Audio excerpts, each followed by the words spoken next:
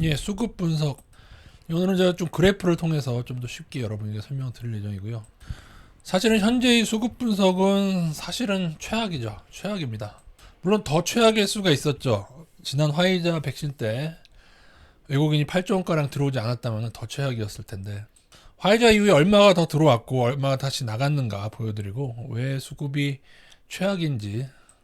그래서 지금은 차트적으로 인버스를 제가 지금 30% 전으로, 지금은 솔직히 저희 카페 중증성형 서비스는 35%를 인버스를 끼고 있고 65% 투자 중인데요. 차트나 여러 가지를 고려할 때, 전반적인 상황을 고려할 때 인버스가 적지가 않죠. 35% 정도. 물론 많지도 않지만은, 솔직히 저는 지금 인버스를 끼지 않는다면은 투자를 못할 것 같습니다. 우리나라 증시 중에 아직도 저평가들이 있어서 너무너무 투자하고 싶은데, 수급을 봤을 때 막 지르기에는 힘들다. 그래서 인버스를 낀 건데 왜 수급이 일어나는가 한번 분석을 드리겠습니다. 자, 색깔을 보시겠습니다. 똥색은 제가 개인으로 해놨고요. 빨간색은 외국인, 파란색은 기관입니다. 사실은 그 어느 시기를 지정을 하더라도 개인들이 산 구간에 지수가 지금처럼 많이 올랐던 것은 제 기억에는 없고요. 제가 한번 아무렇게나 18년, 19년 한번 해봤습니다. 18년, 19년 1년 동안 봤을 때 까만색은 지수입니다. 개인들이 매수를 했을 때 지수는 그 다음에 떨어졌고요. 그 다음에 개인들이 팔고 나니까 지수는 아래서 반등을 합니다. 지수는 아래서 이렇게 반등해서 올라오죠. 아니면 딴 데로 가볼까요? 다른 연도로 한번 가보죠. 1년 전 2017년도로 가보겠습니다. 2017년도 똥색은 어떻게 되고 있나? 똥색하고 지수만 비교하면 되겠죠. 똥색 계속 팝니다. 개인들 계속 파니까 지수는 계속 오릅니다. 그죠? 거의 늘 어떤 시기나 이러했다. 그러나 바로 2020년도에 기적과 같은 일이 일어난 겁니다. 기적과 같은 일. 제가 보지 못했던 일. 이것은 똥색 개인들과 지수가 드디어 싱크로된, 전 처음 본 것 같습니다. 그러나 제가 늘 말씀드리지만 작년의 상승이 단순히 이것만으로 해석할 수는 없다고 말씀드리죠. 여기서 이거를 코스피에서 선물로 바꿔보면은, 코스피에서 선물로 바꿔보도록 하겠습니다. 이것을 선물로 바꿔놓으면 어떻게 되냐면은, 선물에서는 설명이 되죠. 빨간 게 외국인입니다. 빨간 게 외국인이고요. 제가 말씀드린 대로 분기마다 이 폭락대 보십시오. 이 폭락대는 외국인 선물이 매도였고 그 이후에는 분기마다 다 매수였습니다. 그리고 이번에 드디어 매도가 찾아온 것입니다. 게다가 지난 1년 동안 개인의 매수 금액은 상상을 초월합니다. 여러분 보시죠. 59조 원. 지금부터 딱 1년 동안 개인의 매수는 59조 원. 그리고 외인과 기관은 하고, 그 전으로 들어가도 더 하죠. 왜냐하면 재작년 한 12월, 11월, 12월 그때도 안 좋았었기 때문에. 이런 상황에서 수급은 사실은 수급만을 현재까지 본다면은 최악이다. 예. 단 지난 1년간 봤을 때 외국인이 매도만 주구장창 때린 것은 아니었습니다. 외국인이 화이자 백신 하고 난 다음에 여기서 8조 원가량 들어왔다가 다시 빠져나가는 모습을 보이고 있죠. 저는 사실 이때 외국인이 8조 원가량 매수하는 거 보고 어쩌면은 이게 얘네들이 계속 들어와서 다시금 이때 매도를 다 하고 계속 이렇게 매수가 들어오겠구나, 그 생각도 잠깐 했는데, 그러나 아니었습니다.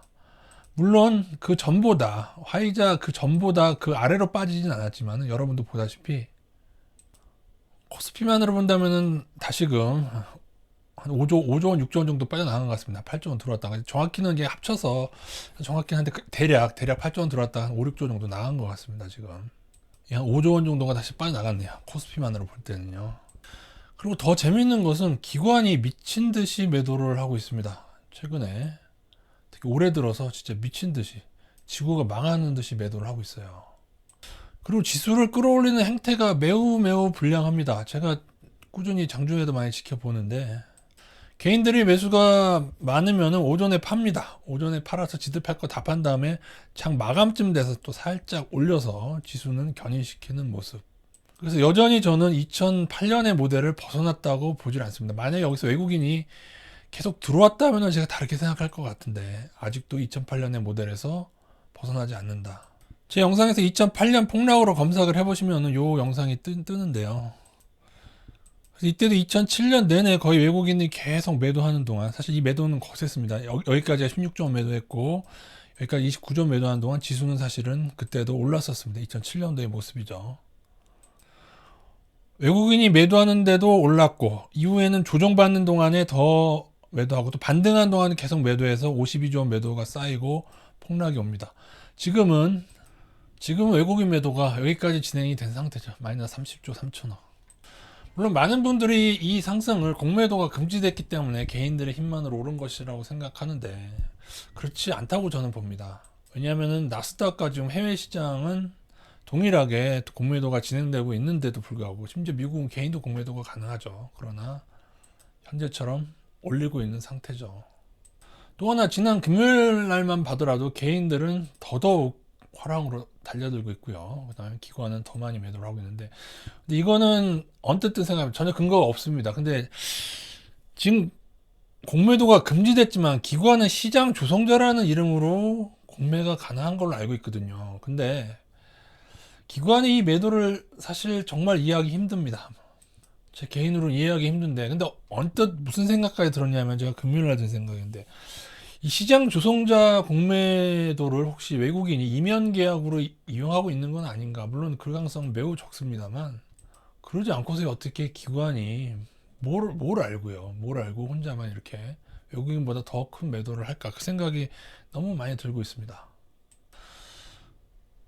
지난 1년 동안 어디가 제일 많이 매도했나 봤더니 의외로 이게 연기금이 매도를 많이 했고요. 그 다음이 투신권, 그 다음에 금융투자입니다. 연기금은 최근에도 왜 이러는 걸까요? 마치 2007년도에 외국인들이 빠져나가는 듯한 모습을 기관들이 보여주고 있다. 물론 재밌는 사실은 기관들의 매도 상위에는 투신권의 매도 상위에는 인버스도 있습니다. 인버스 매도는 오히려 반대로 생각해야 되겠죠. 그죠? 작년 1년 동안에 투신권은 그런 면도 있다. 그래서 어쨌든 외국인의 의도는 이런 식으로 지수를 올려서 개인을 더 달려들게 해서 그들이 빠져나가는 목적인데 기관 때문에 못 빠져나가고 있는 것인지 아니면 기관하고 무슨 뭐 이면 계약이라도 맺고 빠져나가기로 한 건지 그게 좀 의문스러울 뿐입니다. 최근 들어서는 보험과 투신, 연기금 매도가 큰 상태입니다.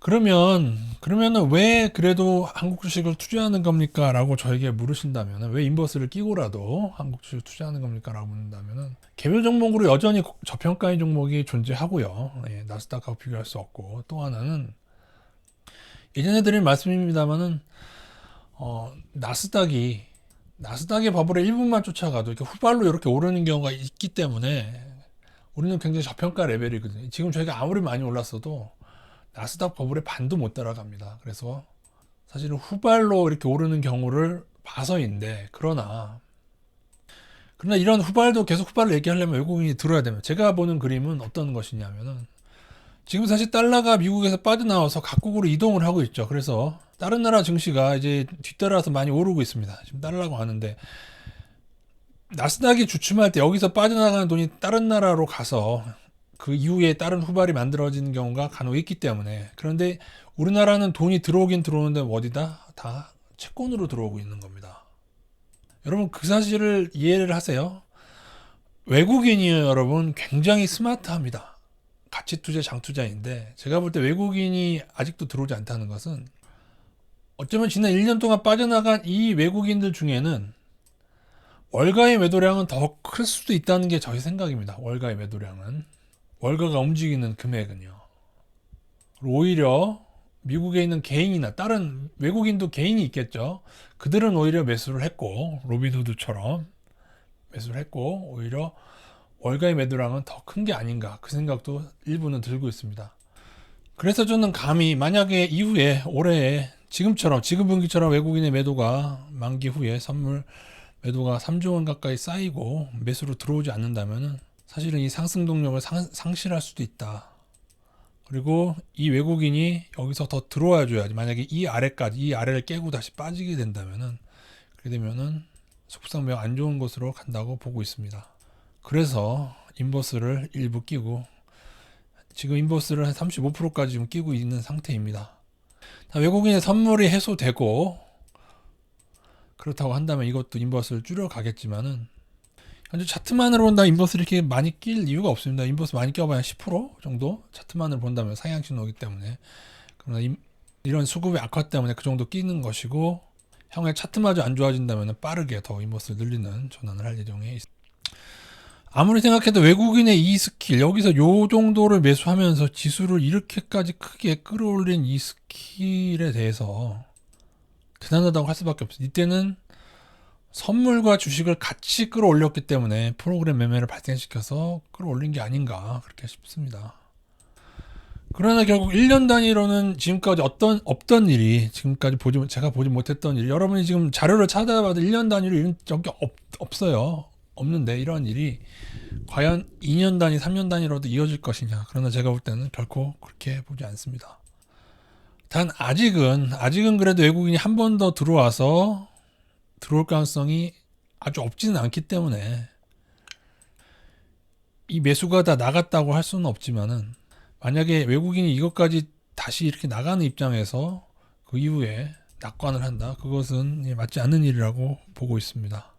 오히려 이후에 외국인이 선물을 다시 매수를 하면서 지수를 더 끌어올려서 선물 이득 가져가면서 지수를 끌어올리면서 계속 주식을 팔아야 된다면은, 그것은 2007년도처럼 2008년에 어떤 문제가 생기기 이전에 이들이 계속 고가에 빠져나가기 위한 전략으로 뿐이 볼 수가 없는 상태입니다. 단 하락을 시작하기에 외국인이 지금 충분히 팔았나, 아니면 정말 폭락은 2008년대처럼 52조 원가량 더, 앞으로도 한 20조 원이 더 쌓여져야 나올 것인가, 여러 가지 생각을 하게 됩니다. 근데 문제는 기관이 너무 팔아서 외국인이 나가고 싶어도 못 나가는 것이라면 또 외국인이 어떤 선택을 할지, 왜 2007년, 2008년은 없던 이 왜곡을 만들어냈는지 궁금해질 뿐입니다. 이것은 2007년도의 모습입니다. 외국인은 계속 서프라임 발발 이후에 빠져나가고 있었고요. 2007년 6월부터 외국인의 매도는 시작되었고, 그때 우리는 지금처럼, 그때는 또 펀드로 열풍이 불었습니다. 개인들도 매수를 했지만 그보다는 펀드의 열풍이 너무 세서 이 열풍이 2008년도까지 이어졌습니다. 그리고 2008년이 돼서도 개인들의 펀드 사랑은 계속됐었고요. 그리고 외국인은 꾸준하게 계속 매도를 했습니다. 외국인의 매도가 쌓이고 나자, 이때가 52조 원이죠. 52조 원이 쌓이고 나자 그때서야 지수는 폭락을 하게 됩니다. 그래서 폭락했어도 펀드 열풍은 식지 않았죠. 그래서 수많은 개인들이 쪽박이 됩니다. 지금 형태는 다르지만은 하락폭과 상승폭도 훨씬 더 그때보다 크고, 그리고 조금 외인의 들어오는 외인의 매도가 조금 약하긴 하지만은 큰 그림상에서는 이것을 크게 벗어나지 않을 거라고 저는 보고 있는 상태입니다. 다시 말씀드리면 여기는 월가의 선물 놀이가 있습니다. 작년에 개인의 매수 중에 곱버스가 많았다는 사실은 그만큼 거기서도 하방을 잡아먹는 월가의 선물 놀이, 기관의 하방을 잡아먹었고, 그다음에 개인의 곱버스도 잡아먹은 것입니다. 다우 나스닥 인버스를 좀 크게 쳐야 될 때가 올 것인데, 그 시기도 한번 보도록 하겠습니다.